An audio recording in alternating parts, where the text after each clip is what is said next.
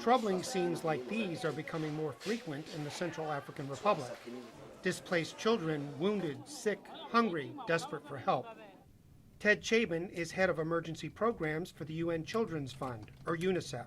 There's 1 million people displaced in Central African Republic, 500,000 of them children. We've seen torture, we've seen attacks against children. They're recruited. We estimate that there's between 3,500 and 6,000 children who are with different armed forces. But also they're exposed to disease, they're out of school. It's really a very difficult place to be a child right now.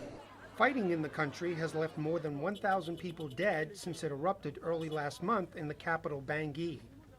UNICEF and its partners have verified the killings of at least 16 children and injuries to another 60. The UN agency says at least 2 of the children were beheaded and 1 was mutilated. Chabin says something must be done to halt the violence.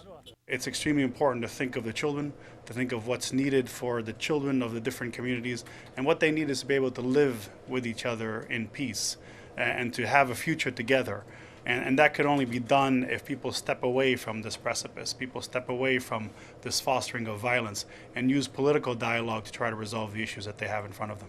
He also voiced opposition to young people being used as child soldiers. We call on all parties to respect the child, to take all steps to make sure that anyone below the age of 18 is not engaged in any kind of armed conflict, and to release and help reintegrate any children that are with them by error, even if that child volunteers to be with a given armed force. A child has no place with any kind of armed force, should be at home with their family and in their community, should be back in school. UNICEF says it needs about $64 million to provide humanitarian aid in the Central African Republic this year, but has received only 1/3 of the money so far. Mike Richman, VOA News, Washington.